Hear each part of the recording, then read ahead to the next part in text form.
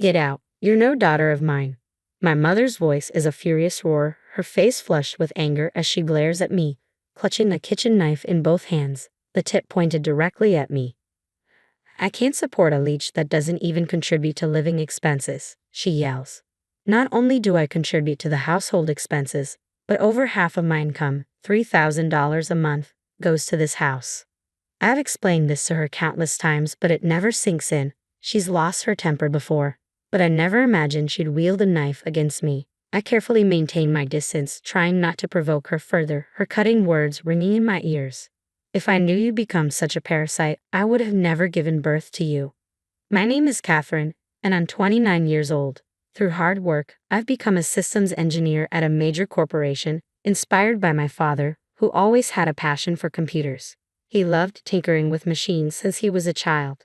The first time he saw a computer, he was utterly amazed. Back then, computers were exciting, but the latest models are truly incredible. Look at this one, it's so thin yet the display is so clear, he would say, smiling as he took me, then just a grade schooler, to electronics stores.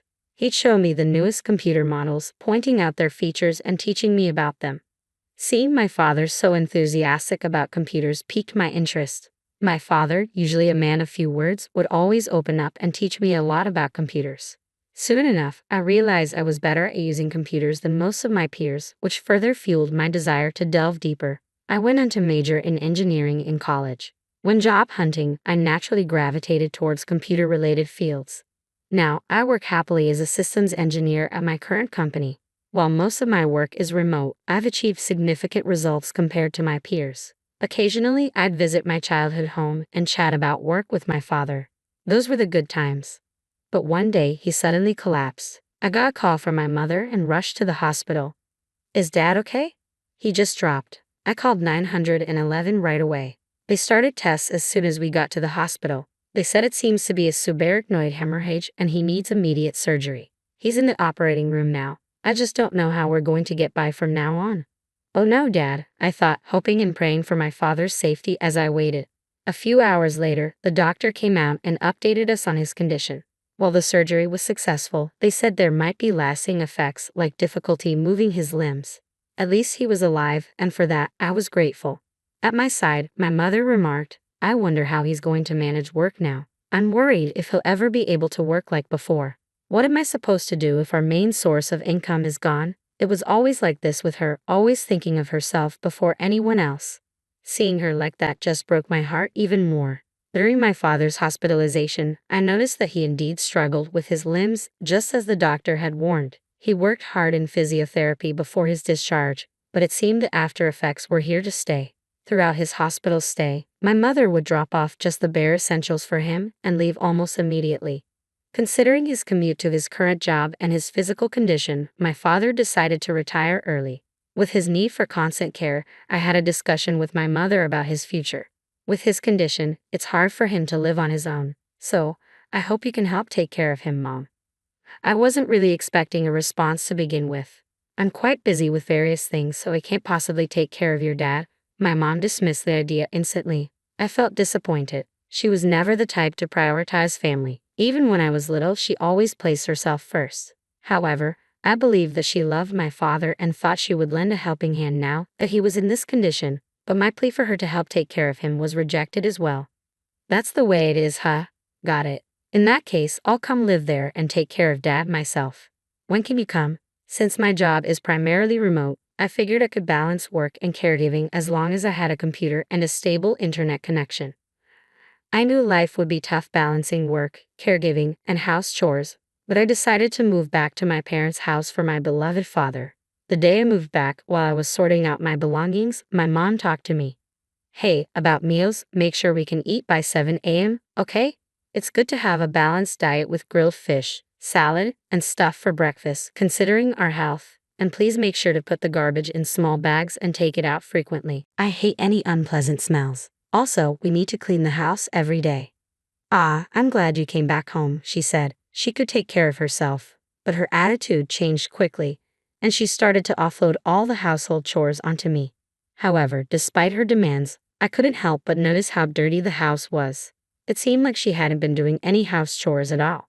Sure enough, I ended up doing all the household chores by myself while she did nothing. She wasn't even home most of the time, living her life as she pleased. I was swamped every day, juggling work, caregiving, and household chores.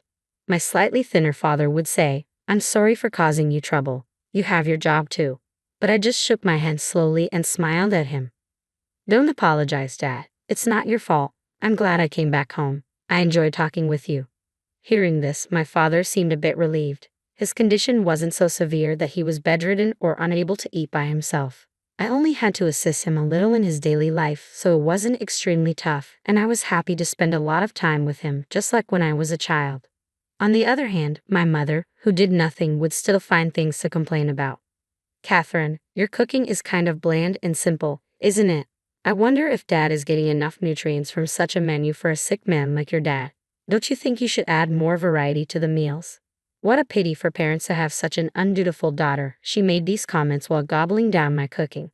However, since she brought up my father, I took her criticism seriously.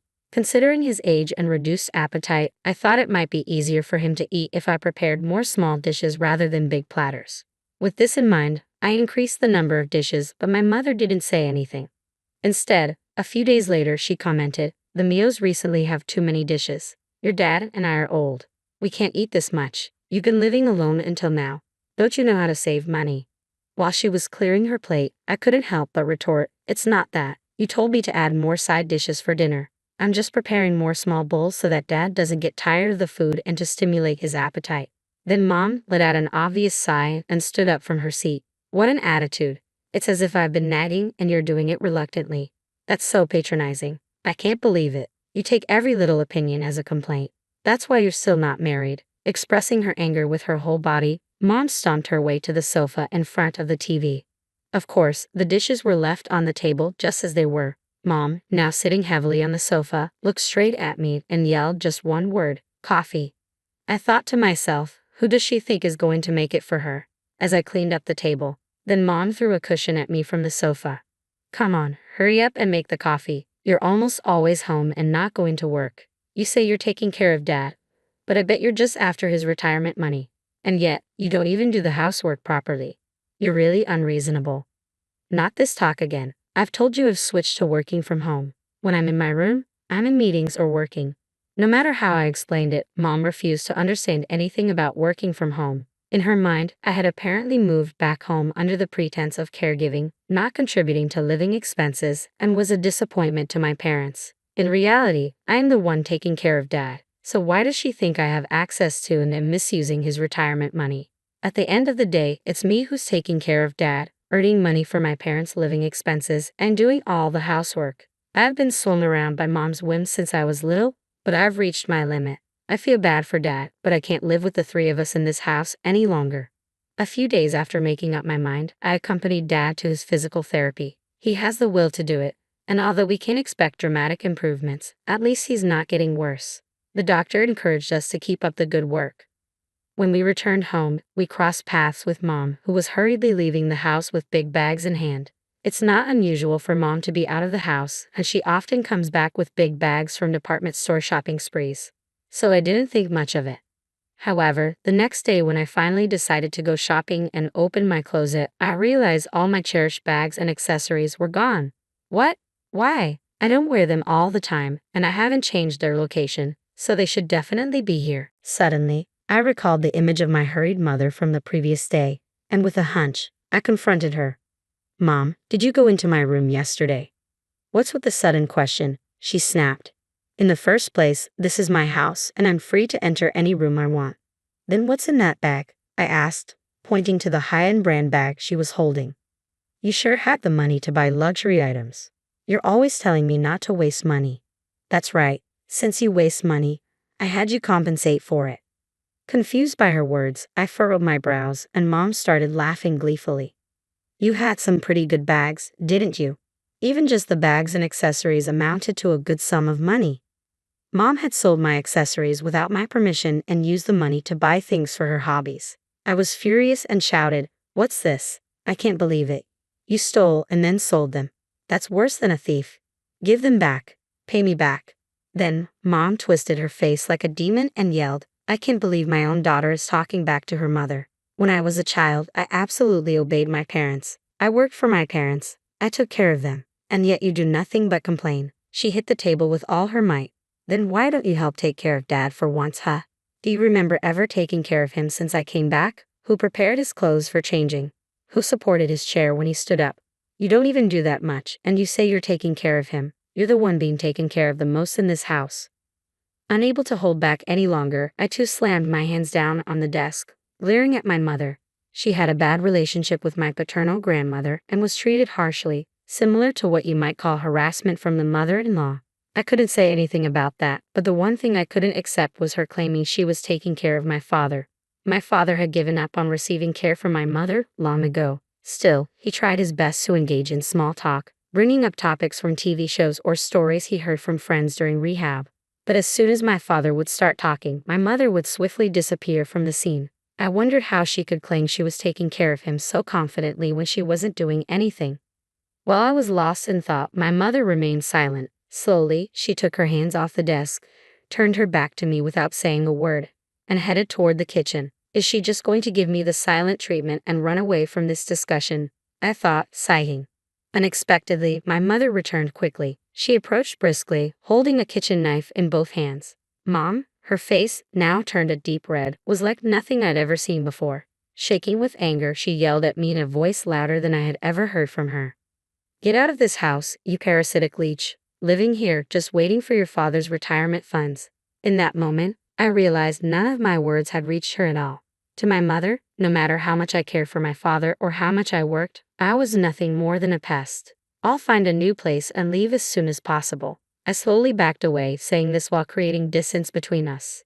Seeing that my mother didn't move, I rushed into my room. I thought I wouldn't feel anything being rejected by such a distant mother, but tears wouldn't stop flowing from my eyes, not from sadness, but from intense anger. I immediately sprang into action. I started preparing to move out that very day. I consulted a colleague at work who had a friend in real estate, and they helped me out. During my free time, I packed my belongings into cardboard boxes. Finding a new place didn't take long, thanks to the help of my colleague. Once everything was ready for the move, I talked to my father. Dad, can we talk for a bit? What's wrong? I told my father everything about how my mother had treated me. That's terrible. I had noticed something was off with your mom's attitude, but I felt like I was causing you both trouble and found it hard to speak up. I'm sorry. It's not your fault, Dad. In fact, I have something on my mind too. When I was here, she pushed all the housework onto me, cleaning, laundry, cooking, you name it. It was like I was her housekeeper. On top of that, she would always come to me for money, and it was troubling me as well. My father continued, even now, when I need care, she only tends to Catherine and doesn't lift a finger to help her daughter. I'm really disappointed in your mom's behavior, so I've actually been thinking about getting a divorce. I see. You've been through a lot too, Dad. No, compared to what you've been through, it's nothing really. Thank you. Actually, Dad, being able to come back home and live with you has been the happiest thing for me. And I meant it from the bottom of my heart. I wanted to stay with my father from now on too. Dad, there's something I want to talk to you about. Aware of my father's feelings toward my mother, a plan had formed in my mind. A few days later, we decided to move out while my mother was away. She was out every Wednesday from morning to after lunch, attending her hula dance classes and having lunch with her friends, returning after 3 p.m. We arranged for the movers to come on a Wednesday morning when we were sure she wouldn't be home.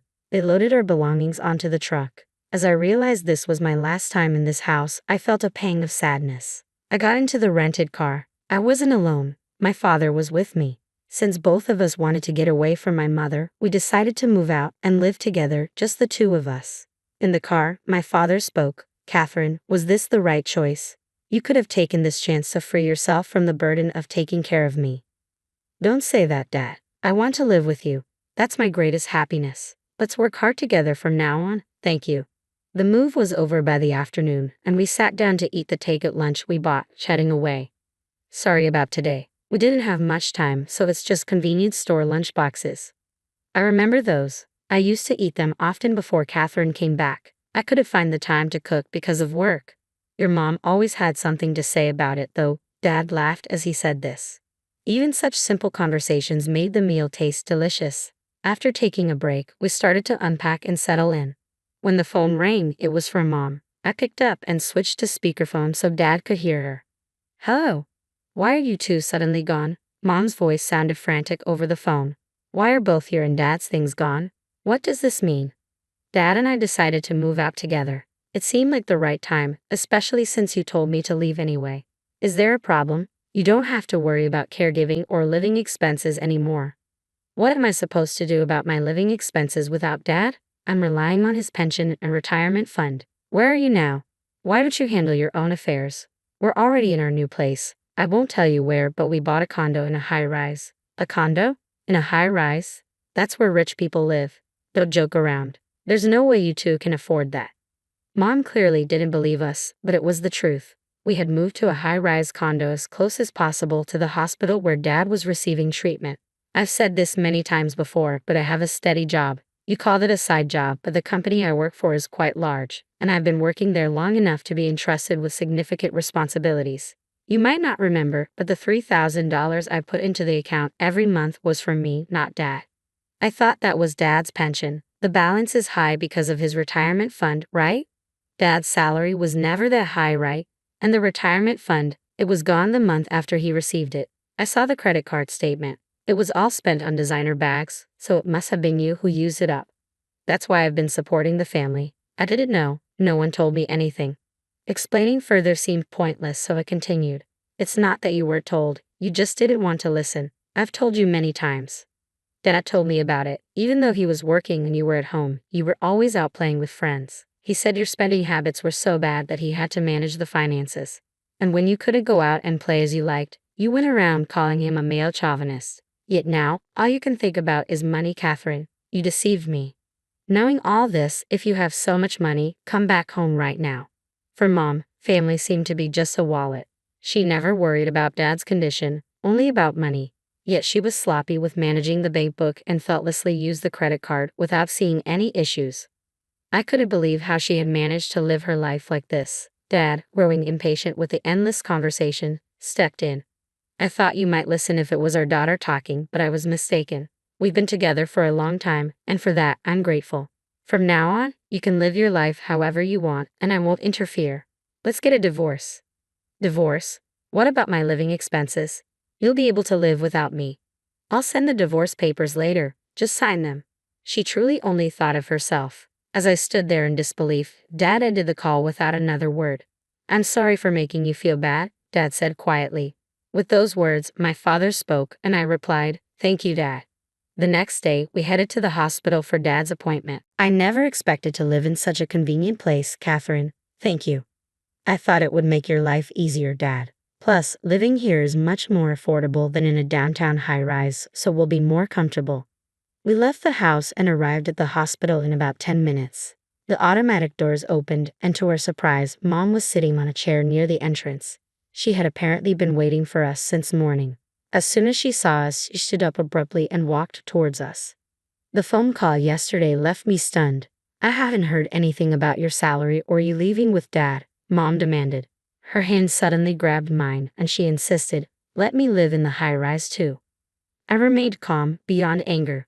Why did she think she could manipulate us like this? I felt pity for her lack of consideration for our family. This decision was between Dad and me. Please accept it. I no longer see you as my mother. Thank you for everything until now, but I need to live my own life. I won't allow it. I'll need your permission, she retorted, gripping tighter. This is a hospital. Let go of my hand or I'll call the police, I warned. She glanced around, noticing other patients and hospital staff approaching with security. Panicking, she released me. Is everything okay here? A staff member asked as Mom hurriedly left. That was my mother. I apologized for the disturbance, I explained, watching her retreat weakly.